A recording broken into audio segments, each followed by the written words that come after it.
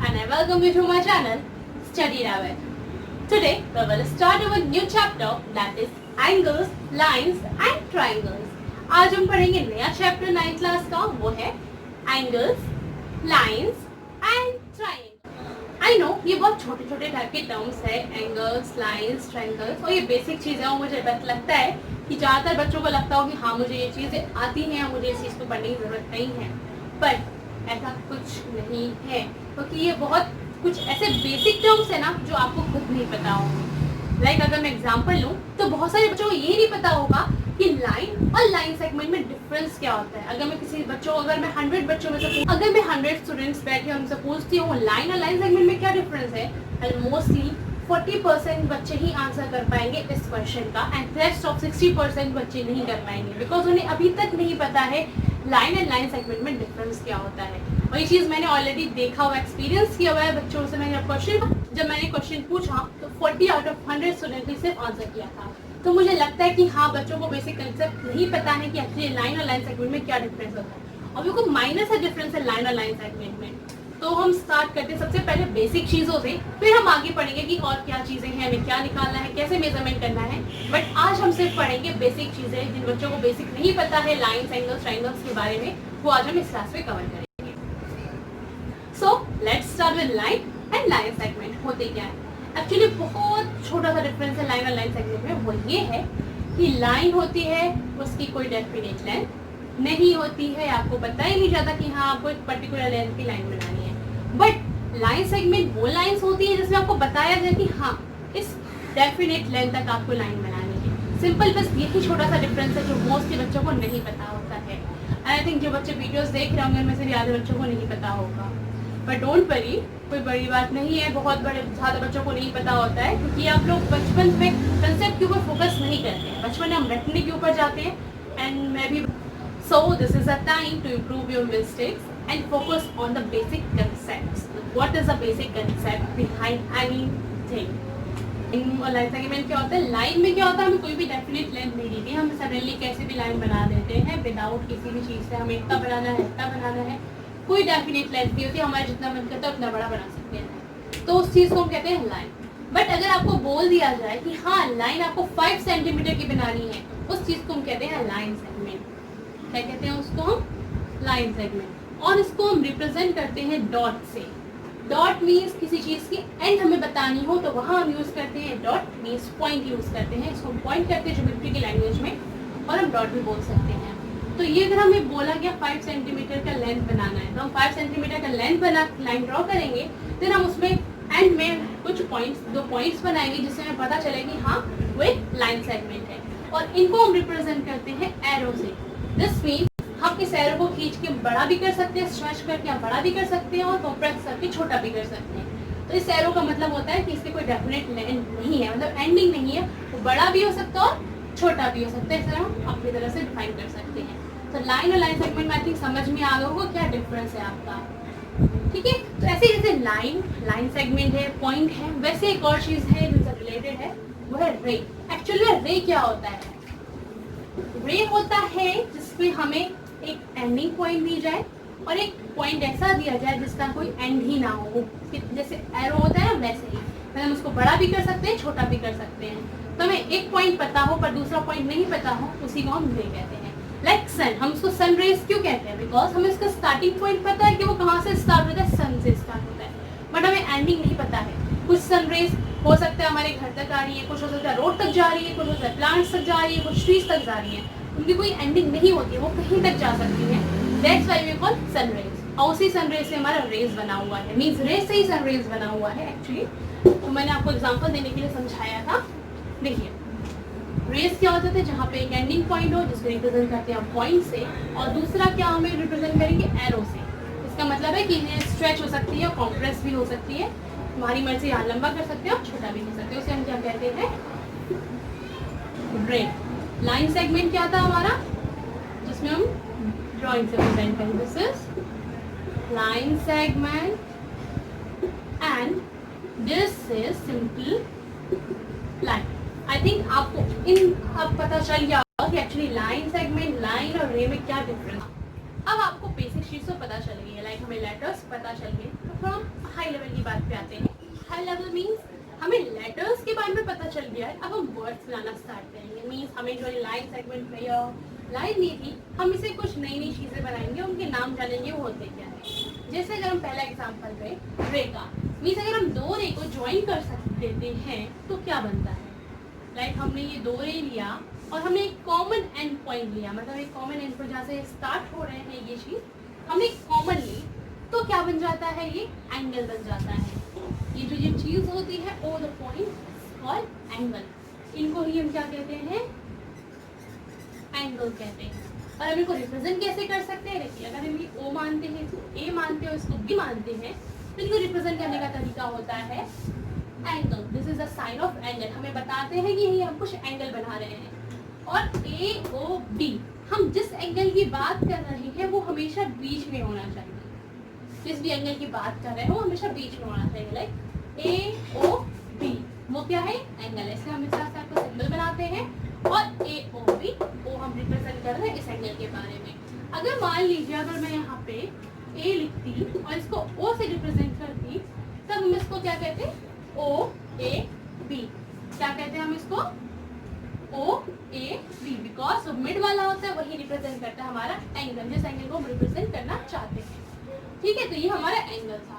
अब एंगल के बारे में तो पढ़ लिया, अब हम एंगल को मेजर कैसे करते हैं। एंगल को मेजर करने की भी कोई ट्रिक होती है, तो हम एंगल को मेजर करते हैं डिग्रीज में और रेडियंस में।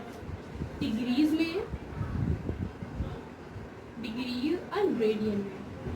रेडियन आपके सिलेबस में नहीं है, तो वो आपके 11th क्लास में स्टार्ट होता है, तो हम रेडियन के बारे में बात नहीं करेंगे। हम यहाँ बात करेंगे डिग्री में, और डिग्री को डिनोट करते हैं हम लाइक 10। किसी भी नंबर के ऊपर एक छोटा सा डॉट गोला सा बना देते हैं, उसे हम कहते हैं डिग्री। तो ये this is the form of representation is degree, और हम इस एंगल्स को रिप्रेजेंट करते हैं डिग्री में।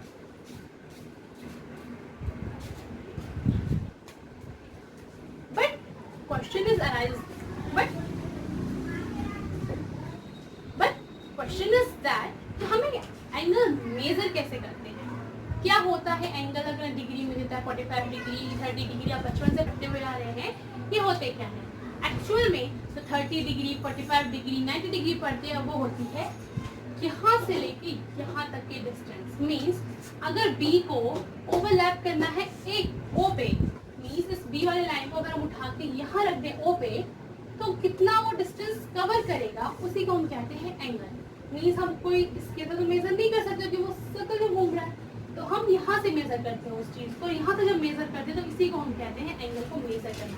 मीन्स कि बी को अगर हम उठा के ऐसे रख दें तो कितना एंगल को डिस्टेंस को कवर करेगा, उसी को हम कहते हैं मेजर ऑफ एंगल, और इसी को हम रिप्रेजेंट करते हैं डिग्री से। लाइक अगर ये यहाँ से लेके यहाँ तक कवर करता है तो इसको हम कहेंगे 30, और ये होगा degree. This is the sign of degree, थोड़ा छोटा होता है यहाँ पे ऊपर नंबर्स के ऊपर, तो उसी को हम डिग्री कहते हैं। तो अब आप समझ गए होंगे कि एक्चुअल में डिग्री 45 डिग्री 90 डिग्री होता क्या है, क्या उसका यूज़ होता है। हम जैसे आज तक बच्चे यही पढ़ते हुए हाँ 45 डिग्री 50 डिग्री, पर उनको ये नहीं पता कि एक्चुअल में कैसे मेजर किया जाता है। तो दैट इज अ मेजर, हम बी को कैसे ओवरलैप करते हैं, तो उसको कितना टर्निंग लेना पड़ेगा, उसी को हम कहते हैं एंगल। अब हम थोड़ा सा और हाई लेवल पे जाते हैं, जो कि ये है कि हमें ये पता चल गया ये एंगल होता है। अब नेक्स्ट बढ़ते हैं interior of angle and exterior of angle. देखिए दोनों अपोजिट हैं एक दूसरे के। इन पहले हम आते हैं इंटीरियर ऑफ एंगल में। इंटीरियर ऑफ एंगल कहाँ से है, इन, आपको वर्ड सुनाई दे रहा होगा इन। इन क्या है, इन मीन्स कोई चीज अंदर, किसी भी अंदर को हम कहते हैं इन। तो वैसे इन ऑफ इंटीरियर ऑफ एंगल क्या हो गया, अंदर, एंगल के अंदर को चीजें जो होती है उनको हम इंटीरियर ऑफ एंगल कहते हैं। लाइक ये पॉइंट्स क्या होंगे, एंगल के अंदर है। इन पॉइंट्स को हम जो इतना एरिया कवर कर रहा होगा, इनको हम देंगे इंटीरियर ऑफ एंगल। और एक्सटीरियर मीन्स जो भी बाहर है, एक्स मीन्स बाहर, तो बाहर वाली जो चीजें होती है लाइक ये एंगल जो भी बाहर होगी, इनको हम कहेंगे एक्सटीरियर ऑफ द एंगल। अब हमें ये पता है कि एंगल हो क्या है, ये क्या मेजर कैसे करते हैं। अब थोड़ा सा और हाई लेवल पे जाते हैं, वो ये है कि हमें जब एंगल दे दिया जाता है, एक एंगल जो होता है वो पूरा 360 डिग्री का, अगर ये पॉइंट है कि पूरा 360 डिग्री का होता है। लाइक हमारा वॉच जो होता है वैसे ही होता है, वॉच पूरा गोल घूमता है, वो पूरा 360 का राउंड लगाता है। मतलब अगर वो 12 o'clock से स्टार्ट होता है तो पूरा घूम के यहीं पे खत्म होता है, तो वो 360 डिग्री का एंगल पूरा कवर करता है। उसको रोटेट करना है तो वो कितना कवर कर रहा है, 360 कवर कर रहा है। तो वैसे ही हम थोड़ा सा एंगल्स को मेजर करने के लिए हम मिनट और सेकंड का भी यूज करते हैं। तो 1 degree is equal to 60 minute, और जिसको हम रिप्रेजेंट करते हैं लाइक दिस। एक कॉमा आ जाता है ऊपर से, एपोस्ट्रोफी वाला कॉमा होता है, वो यहाँ पे एपोस्ट्रोफी आ जाती है, आप उसको कॉमा भी कह सकते हैं। और पर हम पढ़ते हैं इसको क्या प्रोनाउंस कैसे करते हैं, 60 मिनट। अगर हम करें 1 minute is equal to 60 seconds, और जिसको हम रिप्रेजेंट करते हैं लाइक 60 डबल कॉमा, इसको हम सेकेंड्स पढ़ते हैं। तो simple 1 degree is equal to 60 minute और रिप्रेजेंट करते हैं इस स्टेप में, और 1 minute is equal to 60 seconds और इसको हम रिप्रेजेंट करते हैं ऐसे। तो अगर आपको इस स्टेप में क्वेश्चन आता है चेंज करने का, मीन्स आपको मिनट से सेकंड में चेंज करना है, सेकंड से डिग्री में चेंज करना है, तो अब इस दो चीज़ों का यूज़ करके आप फर्दर क्वेश्चंस को कर सकते।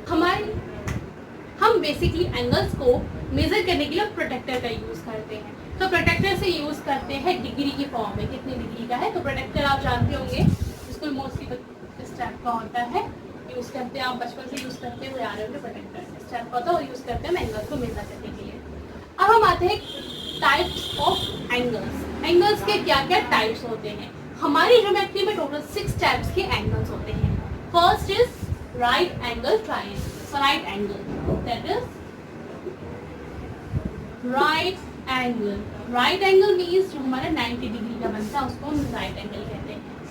और अगर 90 डिग्री से छोटा होता है, मीन्स जो एंगल है वो 90 डिग्री से छोटा होता है, तो उसको हम कहते हैं एक्यूट एंगल। Acute angle. अगर एंगल 90 डिग्री से बड़ा है तो उसको हम कहते हैं ऑब्ट्यूज एंगल। क्या कहते हैं, ऑब्ट्यूज एंगल। और अगर एंगल बिल्कुल 180 का बनना हो, मतलब बिल्कुल स्ट्रेट लाइन बन रही हो, उसको हम कहते हैं स्ट्रेट एंगल। Straight angle. और अगर वो 180 से भी बड़ी हो, 180 से बड़ा हो, मतलब उसके अपोजिट साइड आ जाए, तो उसको हम कहते हैं रिफ्लेक्स एंगल।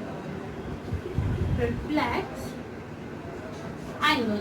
और अगर एंगल पूरा 360 का बनना हो तो उसको हम कहते हैं कंप्लीट एंगल। आप इस 6 तरीके के एंगल्स को समझ लीजिए, और यही 6 तरीके एंगल्स आपके 9th क्लास में हैं, और आपको इसके साथ एंगल्स पढ़ने की जरूरत नहीं है, और यही 6 इंपॉर्टेंट है।